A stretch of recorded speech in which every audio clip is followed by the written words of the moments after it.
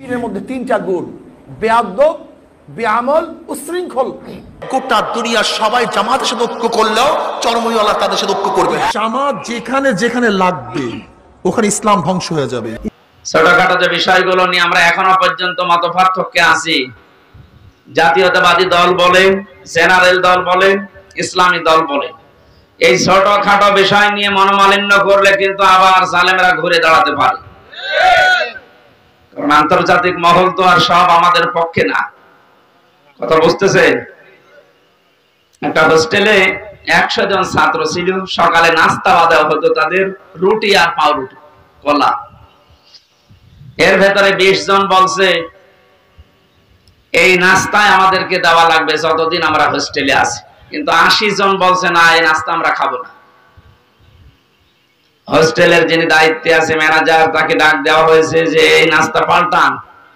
আমরা কেউ কেউ খিচুড়ি খেতে চাই, কেউ কেউ রোল খেতে চায়, কেউ কেউ চিড়া ভিজা খেতে চায়, আর এরা মাত্র 20 জন। এরা পাউরুটি কলা চায়। আমরা এটা চাই না, আমরা পাল্টাতে চাই মেনু। হোস্টেলের ম্যানেজার বলছে ঠিক আছে, তাহলে ভোট দেওয়া হোক। ভোট আরম্ভ হয়ে গেল। কে ভোট বেশি পায় সেইটা চালু হবে। 20 জন তো ঠিক আছে, নাকি?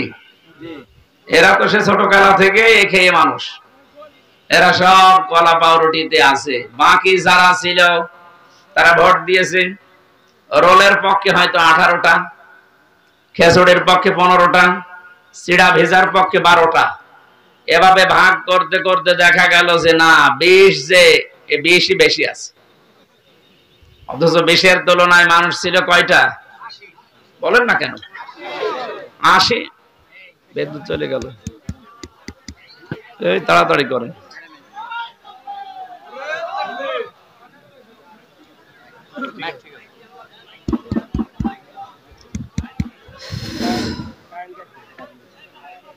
জেনারেটর আছে? সুবহানাল্লাহ, আলহামদুলিল্লাহ, লা ইলাহা ইল্লাল্লাহ, সুবহানাল্লাহ।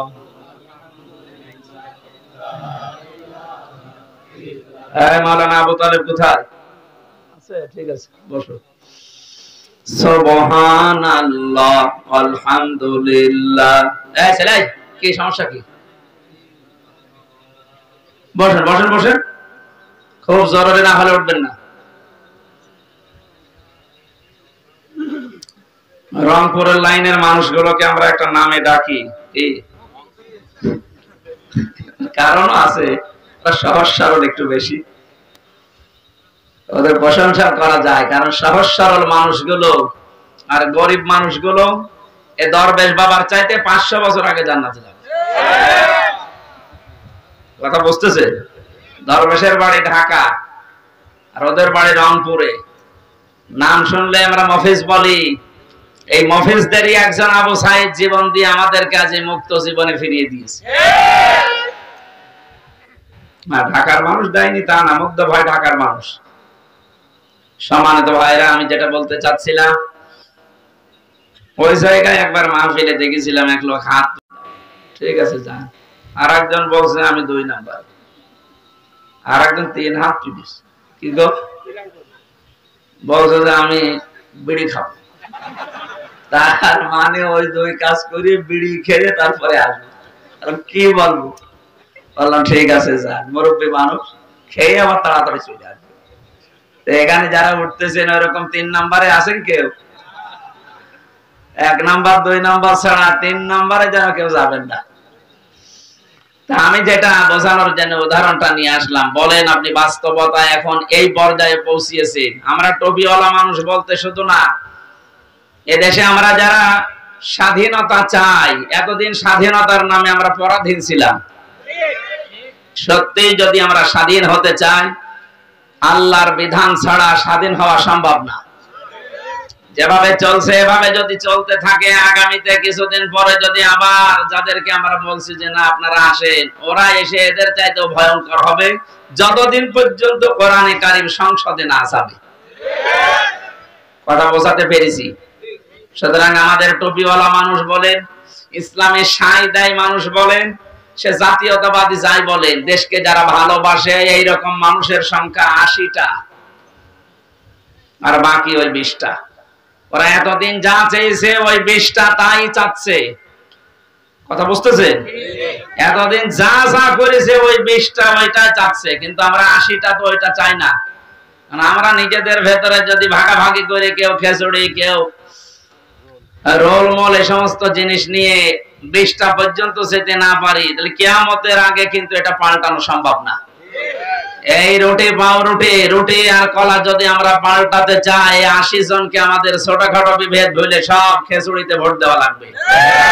হ্যাঁ, কথা বলছেন? বসো বসো বসো বসো,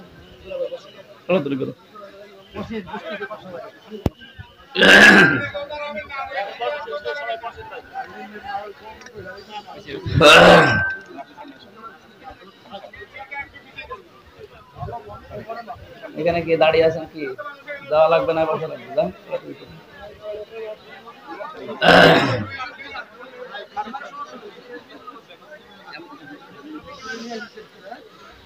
আসসালামু আলাইকুম ওয়া রাহমাতুল্লাহি ওয়া বারাকাতুহু।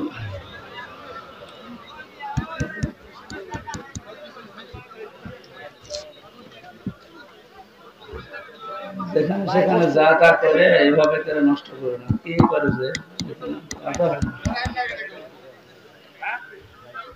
একজন 2টা 3টা করে ধরো আর আমার গলাটা নষ্ট করে। এখানে মাইক চেক করবে কি করে? যারা কোনো পাওয়ার আছে আন্দাজে কথা বললে হবে? বাদাম বেচা মাইক নিয়ে আসবেন জেলা সব থেকে। মাহফিলের কোনো কিছু ঠিক নেই, বসার জায়গা দিতে পারে না মাহফিল। জায়গা নাই তো মাহফিল দিতে গেলেন কেন? তো ক্যামেরারই জায়গা হচ্ছে না এখানে।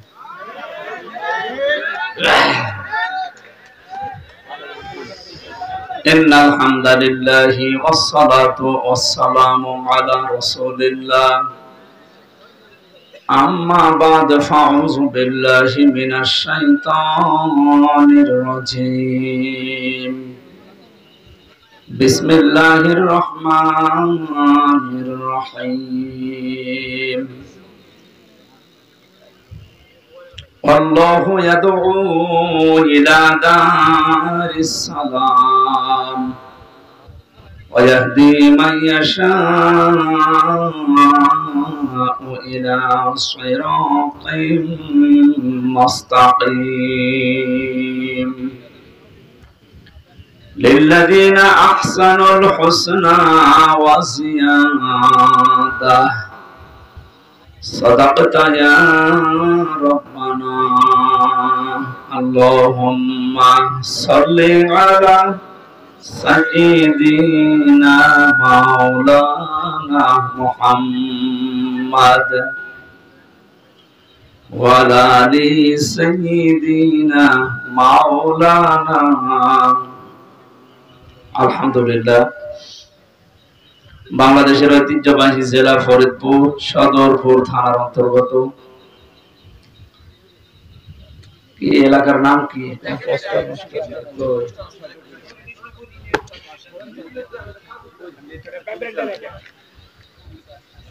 জাকের ডাঙ্গি।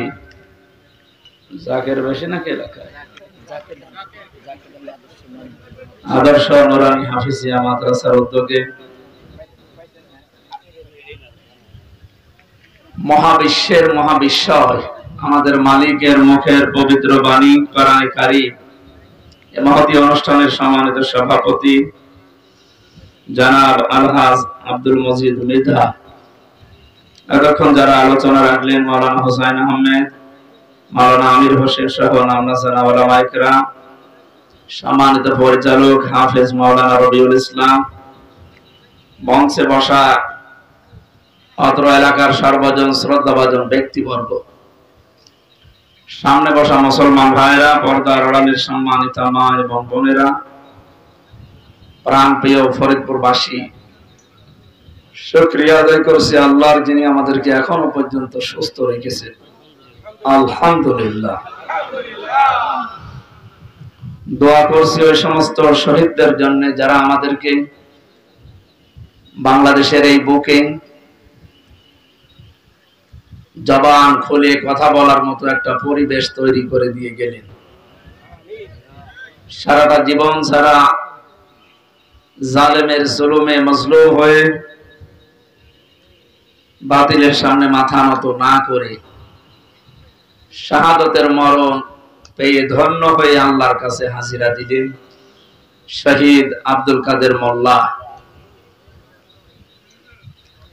জান্নাতের সর্বোচ্চ মাকাম যেন আল্লাহ তাকে দান করেন, তার জীবনের ভালো কাজগুলো আল্লাহ কবুল করেন, মানুষ হিসাবে যদি কিছু অন্যায় করে আল্লাহ যেন মাফ করে দেন। 2024 সালের 5 আগস্টের যে স্বাধীনতা আমরা পেয়েছি, এখানে আপনারা বসে আছেন, আমার মনে হয় এই অনুষ্ঠানের কোনো অনুমতি নেওয়া এখন লাগেনি। 5 তারিখের আগে অনুষ্ঠানটা করতে হলে কমপক্ষে 8 থেকে 10 জায়গায় বলা লাগতো। তারপরও যে জালেম, ইন্নামাল মুমিনুনা আল্লাযীনা ইযা যুকিরাল্লাহু ওয়াজিলাত কুলুবুহুম, আল্লাহর দৃষ্টিতে মুমিন তো তারা যাদের সামনে আল্লাহর নাম উচ্চারণ হলে তাদের অন্তরাত্মা কেঁপে ওঠে। ওরা এমন মুসলমান, এমন মুমিন, ওদের সামনে আল্লাহর কথাগুলো বললে ওদের অন্তরাত্মা কাঁপানা, ওর বৃদ্ধি আরো বাড়ত। আমি রিমান্ডে যে সমস্ত অফিসার পেয়েছিলাম, নামে মুসলমান, আল্লাহর ভুল ধরে, আল্লাহর এই কাজ করা ঠিক হয়, এইরকম কথা বলতো।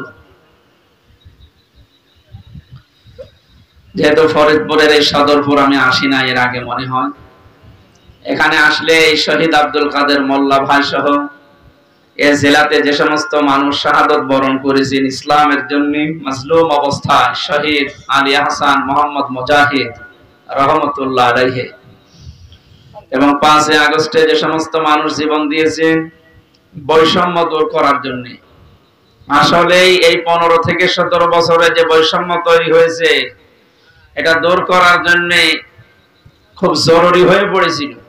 শেষ পর্যন্ত আল্লাহ যে এদেরকে আবাবিল পাখি হিসাবে এভাবে কাজে লাগাবে, হাজারের উপরে মানুষ শহীদ হয়েছে 5 তারিখের আগ পর্যন্ত। শাহাদতের সর্বোচ্চ মর্যাদা মাকাম আল্লাহ তাদেরকেও যেন দান করেন। দ্বিতীয় নম্বরে তাদের যে সমস্ত দফাগুলো ছিল তার অন্যতম হচ্ছে সংস্কার। তারা রাষ্ট্র সংস্কার করতে চেয়েছিল। এখন যারা দায়িত্বে আছেন, আমরা আশা করব খুব তাড়াতাড়ি রাষ্ট্রের যে সমস্ত জায়গাগুলো সংস্কার করা দরকার একেবারে টট্টবটল, বিশেষ করে 1628 জন এই মানুষগুলো যারা মেন দায়িত্বে ছিল জালেমের সহযোগী হিসাবে, এদেরকে এই মুহূর্তে পাল্টানো দরকার। সকাল হতে হতে যেন শুনি প্রজ্ঞাপন জারি হয়ে গেছে নির্বাহী আদেশে যে 1628 জন মানুষ আর নেই, এখানে নতুন মানুষ এসে চেয়ারে বসেছে। নয়তো শহীদদের রক্তের সাথে এখনো পর্যন্ত ন্যায় বিচার হচ্ছে না। তারা জীবন পর্যন্ত দিয়ে গেল, আপনি টের পেয়েছেন? উনি মনে করছেন নাকি যে শহীদ আবু সাঈদের জীবনের কোনো মূল্য ছিল না তার কাছে? আমি গিয়েছিলাম কয়েকদিন আগে রংপুরে, ওর বাবা বলছিল যে ও ছোটবেলা থেকে এরকম প্রতিবাদী, শিবিরের সাথী ছিল, ছোটবেলা থেকে প্রতিবাদ করতে কোনো অন্যায় দেখলে। তো এইটাই তো ইসলামের আসল কাজ, অন্যায় যেখানে প্রতিবাদ সেখানে। যদিও যে শব্দটাকে অনেকে আজ উল্টা পাল্টা ব্যাখ্যা দিয়ে মন গড়া ভাবে নিয়ে ইসলামকে কলঙ্কিত করার চেষ্টা চালিয়েছে, এখনো চালাচ্ছে। জেলখানায় বহু মানুষ এরকম কিছু আছে উগ্র, হয়তো 5-7 জন, কিন্তু 93-94 জনই সব ভালো মানুষকে ধরে নিয়ে ওরা আন্দাজে নাম দিয়ে বিদেশের মানুষকে এটা দেখাতে চেয়েছে যে এই দেশে জঙ্গি আছে। এর মাস্টার মাইন্ডে যারা ছিল তার ভেতরে এই গোপালগঞ্জের মনিরুল, আমি নাম ধরে বলছি কারণ আমি নিজে ছিলাম, তো আমি দেখেছি, আমার নামও দিয়েছি। অথচ জঙ্গির কোন বিষয় আমি কিচ্ছু জানি না। গত 4-5 দিন আগে আমার মামলা আদালত থেকে ঢিসমিস করে দিয়েছে। তাহলে মাঝখান থেকে আমার জীবনে 3টা বছর আপনি কেড়ে নিলেন কোন কারণে? আয়না ঘরে রেখে মাটির নিচে নিয়ে জেলখানায় নিয়ে 3টা বছর শেষ করে দিলেন। এখন যেহেতু প্রমাণ হয়েছে যে না আমার কোনো দোষ নেই, আমি নির্দোষ, আমার মোবাইল থেকে শুরু করে গ্রামের বাড়ি পর্যন্ত তন্ন তন্ন করে খুঁজেছে যে কিছু সম্পৃক্ততা পাওয়া যায় কিনা। না, পাইনি। খালাস দিয়ে দিলে একেবারে বেকসুর আদালত থেকে। আমি মনে হয় একথা আমার মনে হচ্ছিল প্রাঙ্গণে দাঁড়িয়ে আদালতে, যে আমি জিজ্ঞাসা করি মাননীয় আদালত, আপনি এখন জামিন দিয়ে দিলেন, অথচ এই মামলাটা 3 বছর আপনার কাছে আসতেছে, একবারও জামিন দেননি। বলতো হয়তো এসে জামিন দেব কি করে, আমার হাত বাঁধা ছিল। এখন যেহেতু হাত খুলে গেছে, আপনি দিয়েছেন। আমরা চাই এদেশে 1628টা চেয়ারম্যান চেয়ার আছে, চেয়ারে যারা আছে তাদেরও হাত খুলে দেওয়া হোক। এগুলো খুলে দিতে হলে এই জালেমদের দোষও জানাই ছিল, এরও আর একটা জালেম।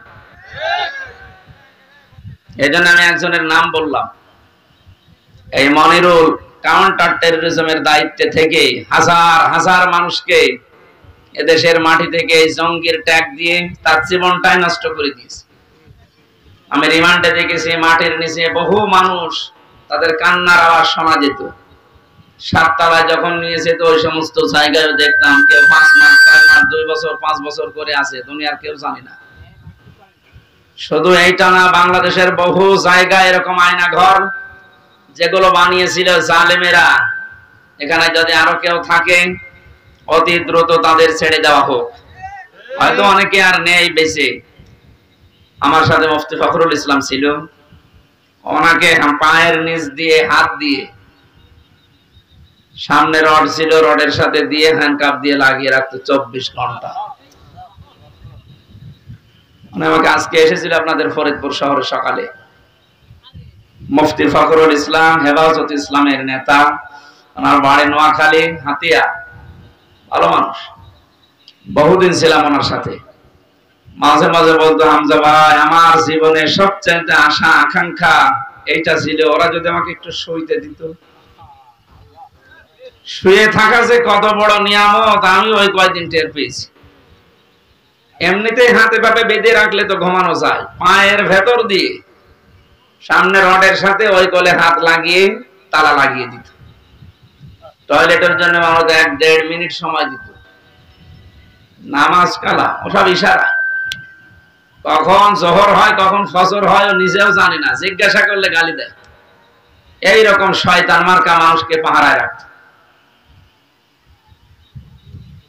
এই জন্য দেশকে জঙ্গি আছে এই ধোয়া তুলে যে মানুষগুলো দায়িত্ব পালন করেছে, যদিও তাদেরকে অব্যাহতি দিয়েছে চাকরি থেকে, চাকরি না, ওদেরকে এরকম জায়গায় বছরের পর বছর রাখা লাগবে।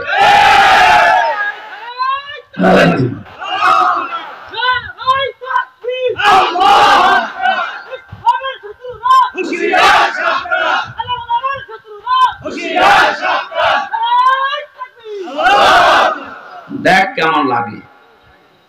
একটা উপন্যাস পড়েছিলাম বিশ্ববিদ্যালয়ে থাকাকালীন, ওটার নাম হচ্ছে দেখ কেমন লাগে। আমার তো এখন ওইটাই মনে হচ্ছে। আজকে আমি এখানে আসার পরে একজন দেখা করলো, তার ভাই আমার সাথে পাশের বিল্ডিং এ ছিল, আপনাদের ফরিদপুরে বাড়ি। ও অনেকদিন আছে, এই জঙ্গি মামলা দিয়ে ট্যাগ লাগিয়ে ওরে রেখে দিয়েছে, বছরের পর বছর রেখে দেয়। বাংলাদেশের আলেমদের উজ্জ্বল নক্ষত্র হিসাবে যিনি পরিগণিত বলা যায়, মুফতি জসিমউদ্দিন রহমানী হাফিজাহুল্লাহ, এই লোকটাকে বিনা কারণে এই 11-12 বছর জেলে রেখে দিয়েছে। যে সমস্ত ট্যাগ দিয়ে তারা রেখেছিল, উনি কি ওই রকম ধরনের মানুষ?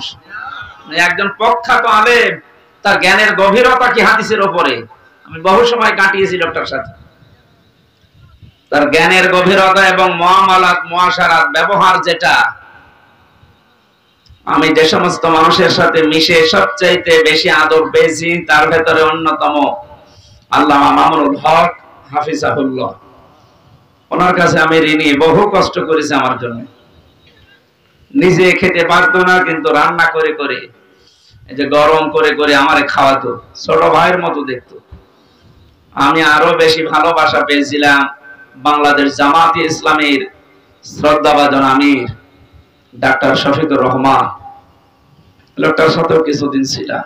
মানুষ মনে হয়নি আমার কাছে, মনে হয়েছে একটা জিন্দা ফেরেশতা। মানুষ যে এত নরম হতে পারে আর ব্যবহার যে এত মোলায়েম হতে পারে আমি কাছে না থাকলে বুঝতাম না। তার যে ইবাদতের মাকাম, তার যে ইবাদতের উচ্চতা, গভীরতা, তার আল্লাহর প্রতি যে ভরসা, আল্লাহর প্রতি তার যে তাওয়াক্কুল, এটা কাছে থাকলে আপনি টের পেতেন। দ্বীনের জন্য, ইসলামের জন্য তার যে ইখলাস, আল্লাহ রাব্বুল আলামিন আমার মনে হয় এরকম কিছু মানুষের ইখলাসের কারণে, কোরবানির কারণে আজ দেশের দিকে একটু রহমতের দৃষ্টি দিয়েছে। এজন্য আমরা দেখতে পাচ্ছি দিন যত যাচ্ছে ইসলামের দিকে মানুষ তত ঝুঁকতেছে। আরাইতান নাসা ইয়াদখুলুনা ফি দীনিল্লাহি আফওয়াজা, এভাবে আপনি দেখতে পাবেন দলে দলে পালে পালে মানুষ ইসলামে প্রবেশ করছে। যেহেতু সে অবস্থা শুরু হয়ে গেছে, কিছুদিন যেতে দেন, এই বাংলাদেশে কালেমার পতাকা ইনশাআল্লাহ উড়বেই উড়বে। এখানে আমাদের একটু দায়িত্ব আছে।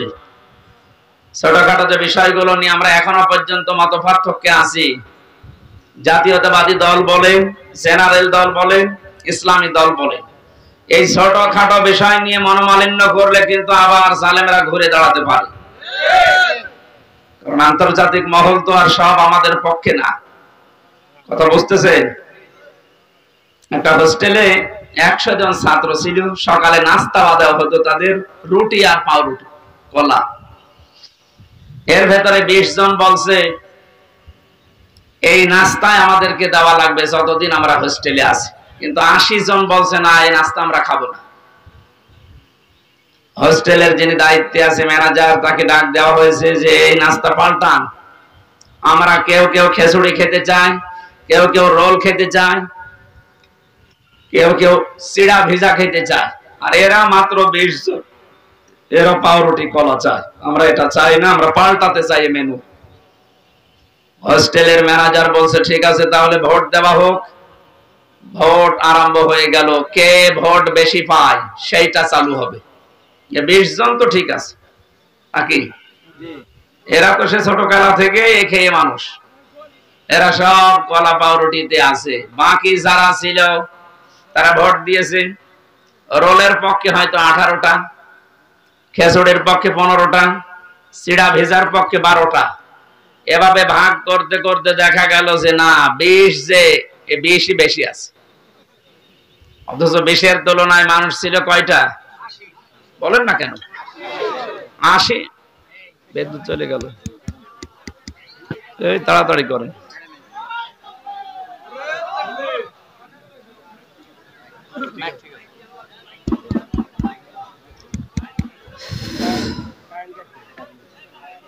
জেনারেটর আছে? হ্যাঁ, সুবহানাল্লাহ, আলহামদুলিল্লাহ, লা ইলাহা ইল্লাল্লাহ, সুবহানাল্লাহ।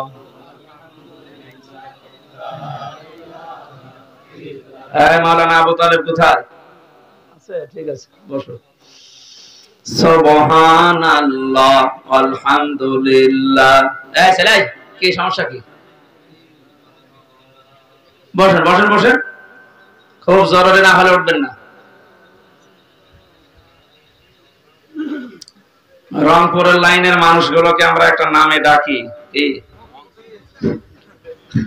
কারণ আছে, সহজ সরল একটু বেশি, ওদের প্রশংসা করা যায়। কারণ সহজ সরল মানুষগুলো আর গরিব মানুষগুলো এ দরবেশ বাবার চাইতে 500 বছর আগে জান্নাতে যাবে। কথা বুঝতেছে? দরবেশের বাড়ি ঢাকা আর ওদের বাড়ি রংপুরে। নাম শুনলে আমরা মফিজ বলি। এই মফিজদেরই একজন আবু সাইদ জীবন দিয়ে আমাদের কাছে মুক্ত জীবনে ফিরিয়ে দিয়েছে। না, ঢাকার মানুষ দেয়নি তা না, মুগ্ধ ভাই ঢাকার মানুষ। সম্মানিত ভাইরা, আমি যেটা বলতে চাচ্ছিলাম, ওই জায়গায় একবার মাহফিলে দেখেছিলাম, এক লোক হাত, ঠিক আছে যান। আর একজন বলছে আমি 2 নাম্বার, আর একজন 3 হাত তুলিস। কি গো? বলছে যে আমি বিড়ি খাবো। তার মানে ওই 2 কাজ করে বিড়ি খেয়ে তারপরে আসবো। কি বলবো? বললাম ঠিক আছে যান, মুরব্বী মানুষ, খেয়ে আবার তাড়াতাড়ি চলে আসবে। এখানে যারা উঠতেছেন ওইরকম 3 নাম্বারে আছেন কেউ? 1 নাম্বার 2 নাম্বার ছাড়া 3 নাম্বারে যেন কেউ যাবেন না। তা আমি যেটা বোঝানোর জন্য উদাহরণটা নিয়ে আসলাম, বলেন আপনি বাস্তবতা এখন এই পর্যায়ে পৌঁছিয়েছেন। আমরা টবিওয়ালা মানুষ বলতে শুধু না, এদেশে আমরা যারা স্বাধীনতা চাই, এতদিন স্বাধীনতার নামে আমরা পরাধীন ছিলাম। সত্যি যদি আমরা স্বাধীন হতে চাই, আল্লাহর বিধান ছাড়া স্বাধীন হওয়া সম্ভব না। যেভাবে চলছে এভাবে যদি চলতে থাকে, আগামীতে কিছুদিন পরে যদি আবার যাদেরকে আমরা বলছি যে না আপনারা আসেন, ওরা এসে এদের চাইতেও ভয়ঙ্কর হবে, যতদিন পর্যন্ত কোরআনে কারীম সংসদে না যাবে। কথা বোঝাতে পেরেছি? সুতরাং আমাদের টুপিওয়ালা মানুষ বলেন, ইসলামের সাই দেয় মানুষ বলেন, সে জাতীয়তাবাদী যাই বলেন, দেশকে যারা ভালোবাসে এইরকম মানুষের সংখ্যা 80টা, আর বাকি ওই 20টা।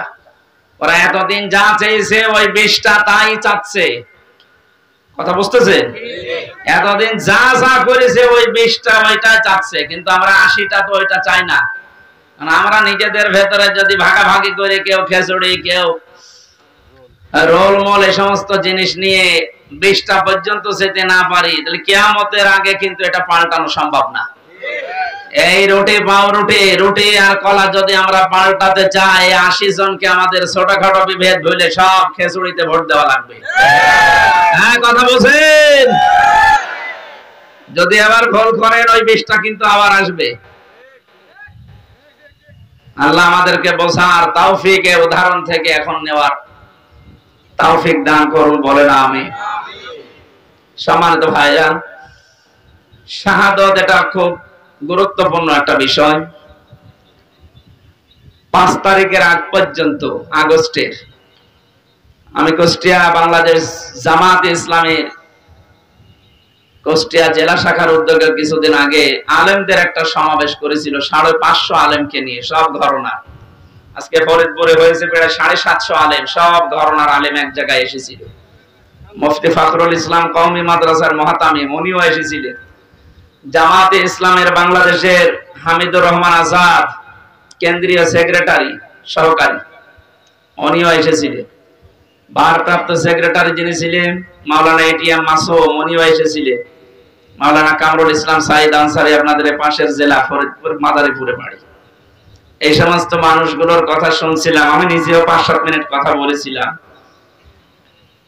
একটু ভাবলাম ওই জায়গায় দাঁড়িয়ে দাঁড়িয়ে যে এই যে সুন্দর একটা দৃশ্য, এখানে 750-র উপরে আলেম, 3-4 ঘন্টা পর্যন্ত অনুষ্ঠান চলছে, অথচ আগস্টের 5 তারিখের আগে এই অনুষ্ঠান 500 না, 750 না, 7.5 জন যদি এক জায়গায় হতো আলেম, 10টা মামলা হয়ে দিত।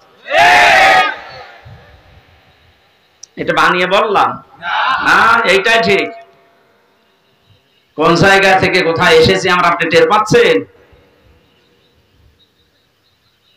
জালেমরা মনে করেছিল আরামে আছি, শান্তিতে আছি, আল্লাহ মনে হয় আমাদেরকে ভালোবেসেই রেখেছে।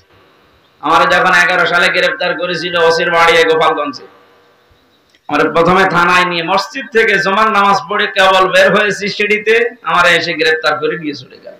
কি অপরাধ আমার? বলছে থানায় চলে। কি বলবেন তো? আপনি সুদের বিরুদ্ধে কথা বলেন কেন? এই কথা কি আমি বলি না আল্লাহ বলে? সুদের বিরুদ্ধে বক্তব্য কার? আমি তো শুধু অ্যাডভার্টাইজ করিস, আর ওই দায়িত্বই তো আমার। আমি অ্যাডভার্টাইজ না করলে আমার খবর হবে না। বিভিন্ন রকমের দোষ চাপিয়ে দিলে যে শিবির করে, শিবিরের রক কেটে বেড়ায় আন্দাজে। এই যে আমার বন্ধু পেছনে বসে আছে মাওলানা আবু তালেব, আমার অনার্স মাস্টার্স ওনার সাথে একসাথে ছিল বিশ্ববিদ্যালয়ে আল কোরআনে। জিজ্ঞাসা করেন তো আমি জীবনে কোনোদিন অ্যাক্টিভ হয়ে মিছিল মিটিং এ গেছি? আন্দাজে একটা এক লাগিয়ে দিলেন আপনি। আমার বলে শিবিরের কেন্দ্রীয় লিডার। আরে শয়তান, শিবিরের কেন্দ্রীয় লিডার বুঝিস? এই জেনারেল দলের মতো নাকি একবার লাফ দিয়ে হঠাৎ করে ঘুম থেকে ভেঙে দেখছে সভাপতি? কত কাঠখড়ি পোড়ানো লাগে, সমর্থক হওয়া লাগে, কর্মী হওয়া লাগে, সাথী হওয়া লাগে, সদস্য হওয়া লাগে, এরপরও পদ চাইলে পাবেন না। এই রকম দৃশ্যগুলো পার করে কেন্দ্রীয় লিডার তো দূরের কথা, ভাবাও যায় না। সমস্যা কি আপনার? আরো পেছান, যে যেখানে আছে কথা বলবেন না। ও দেখতে পারে, পারুক না পারে না পারুক। এই ট্যাগ গুলো লাগিয়ে যখন থানাতে নিয়ে গেল, ওই দিন খুব অসহায় মনে হচ্ছিল নিজেকে। পুলিশের গাড়িতে ওই প্রথম ওঠা আমার, হাতের ভেতরে হ্যান্ডকাপ দিয়ে। এমনিতে আপনি নিয়ে যেতে পারতেন, আপনি তো দেখলেন যে মসজিদ থেকে আমি জমার খুতবা দিয়ে বের হচ্ছি, পালিয়ে যেতাম। দুই হাতের ভেতরে হ্যান্ডকাপ লাগিয়ে মনে হচ্ছে কি বড় জিনিস ধরিস, অথচ কিছুই না। থানায় নিয়ে আমারে বলছে, হুজুর কুলিল্লাহুম্মা মালিকাল মুলকি তুতিল মুলকা মান তাশা। এই আয়াতের মানে কি? আল্লাহ যাকে চায় ক্ষমতা দেয়, যাকে চায় নামিয়ে দেয়। আমার বলছে তাহলে প্রধানমন্ত্রী শেখ হাসিনাকে আল্লাহ দিয়েছে, এই তো জায়গা মতো হাত দিয়েছে, যাতে মাতাল হলো তাহলে ঠিক আছে, বাড়ি ওই জায়গায়। তো আমার একটা আয়াত ওই সময় মনে পড়ে গেল, সূরা আলে ইমরানের 178 নম্বর আয়াতটা। আল্লাহ পাক বলেন, আলা ইয়াহসাবান্নাল্লাযীনা কাফারু আন্নামা নুমলি লাহুম খায়রুল লিআনফুসিহিম ইন্নামা নুমলি লাহুম লিয়াজদাদু ইসমা ওয়া লাহুম আযাবুম মুহিন। আল্লাহ পাক বলেন, হে নবী, কাফেরেরা কিন্তু ধারণা করে তাদেরকে আল্লাহ যে নিয়ামত গুলো দিয়েছে, ক্ষমতা, টাকা পয়সা, প্রভাব প্রতিপত্তি, এগুলো মনে হয় তাদের কল্যাণের জন্য ভালোবেসে দিয়েছে। না।